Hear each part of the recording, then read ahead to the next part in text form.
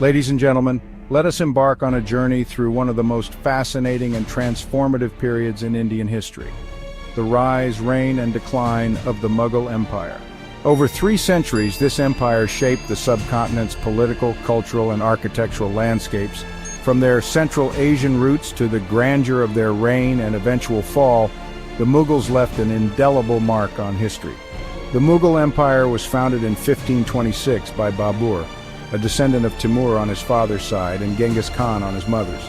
This empire would grow to span almost the entirety of the Indian subcontinent at its height, blending diverse cultures and leaving behind a legacy of monumental architecture and administrative innovations. But this legacy is not without its share of drama, battles, and rivalries. Join me as we delve into the lives of the Mughal emperors, their key battles, architectural marvels, and the cultural fabric they wove into the Indian subcontinent.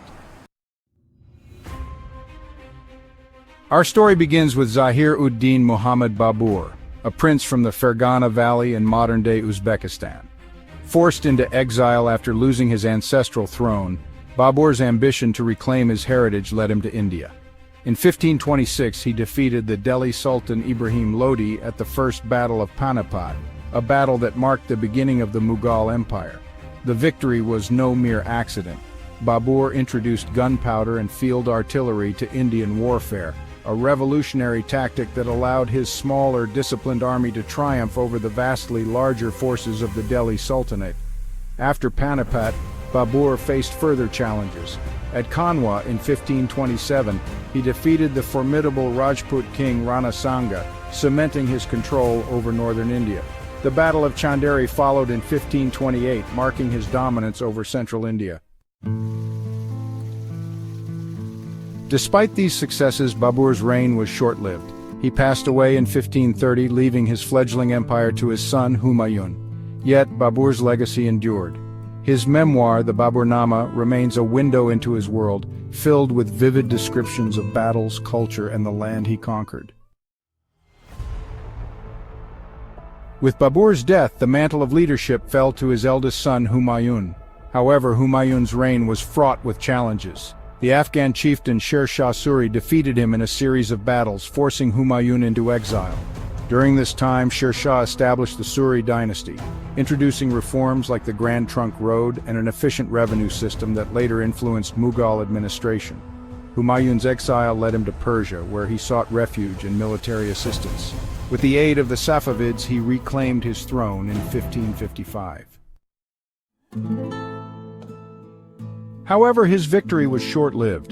In 1556, Humayun tragically died after falling from the steps of his library in Delhi, leaving the empire to his 13-year-old son Akbar. And so began the reign of Jalal-ud-Din Muhammad Akbar, one of history's most celebrated rulers. At just 13, Akbar ascended the throne under the regency of Bairam Khan. The Second Battle of Panipat in 1556 secured his rule as his forces defeated Hemu, a Hindu general attempting to reclaim the empire. Akbar expanded the Mughal Empire through a mix of diplomacy and warfare, bringing much of northern and central India under his control.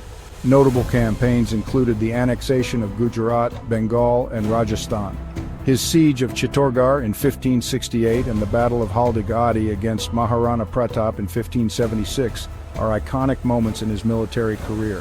But Akbar's greatness extended beyond conquest. He established a centralized administration, reformed the revenue system, and introduced the Mansabdari system to organize his military and bureaucracy. His policy of religious tolerance, manifested in initiatives like abolishing the jizya tax on non-Muslims and promoting interfaith dialogue at his Ibadat Khana, cemented his reputation as a progressive ruler. Akbar's architectural contributions included the magnificent Fatehpur Sikri, his capital, and the Agra fort. Both stand as testaments to his vision, blending Persian and Indian architectural styles. After Akbar, his son Nur-ud-Din Muhammad Jahangir ascended the throne. Jahangir's reign is often remembered for its relative stability and his patronage of the arts. The emperor's court witnessed a flourishing of Mughal miniature painting, a tradition that vividly captured courtly life and historical events. However, Jahangir's reign was not without its challenges. The rebellion of his son, Prince Khusrau, and conflicts with the Rajputs and the Sikhs tested his authority. Despite these, Jahangir's deep connection with his queen, Nur Jahan, stands out. Nur Jahan wielded significant influence, effectively governing the empire during the latter part of his reign. Jahangir also contributed to architecture, commissioning gardens like the Shalimar Bagh in Kashmir. His love for natural beauty and order shaped the Mughal aesthetic for generations to come. The name Shah Jahan evokes images of grandeur and beauty, for his reign marked the zenith of Mughal architecture. The fifth Mughal emperor, Shah Jahan's most famous contribution was the Taj Mahal, built in memory of his beloved wife, Mumtaz Mahal. This white marble mausoleum remains one of the wonders of the world. Shah Jahan also constructed the Jama Masjid in Delhi, the Red Fort, and the Peacock Throne, symbols of Mughal opulence. His reign saw significant territorial expansion, but it was also marred by familial conflict. The war of succession among his sons, particularly Aurangzeb and Dara Shikoh, ultimately led to his imprisonment. Shah Jahan's decline marked the beginning of internal strife within the Mughal dynasty, a prelude to the challenges that lay ahead. Aurangzeb Alamgir, the sixth emperor, expanded the Mughal Empire to its greatest territorial extent. However, his reign was also the most controversial. Known for his orthodox Islamic policies, Aurangzeb's imposition of the jizya tax and destruction of some Hindu temples alienated large sections of his subjects. Aurangzeb's military campaigns were relentless. He spent decades in the Deccan, warring against the Marathas, led by Shivaji and later his successors. His prolonged absence from the north weakened the empire's core, and his death in 1707 left a fractured realm. Despite his austere lifestyle, Aurangzeb's architectural contributions included the Bibi Ka Maqbara in Aurangabad, modeled after the Taj Mahal, and the Badshahi Mosque in Lahore. Aurangzeb's death marked the beginning of the Mughal Empire's decline.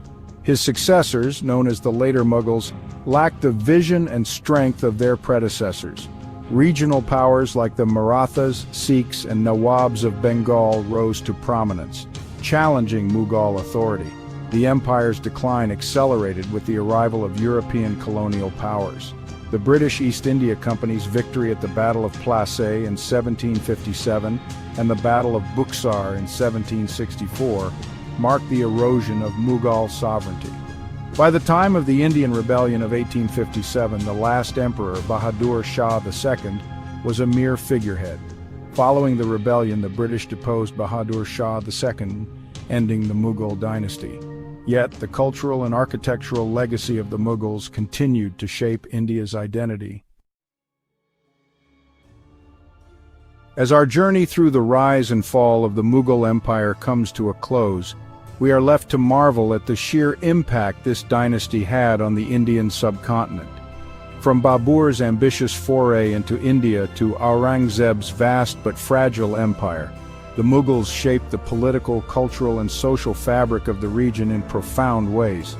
Their administrative innovations, such as Akbar's Mansabdari system and Sher Shah Suri's earlier reforms, laid the groundwork for governance systems that persisted long after the empire's decline.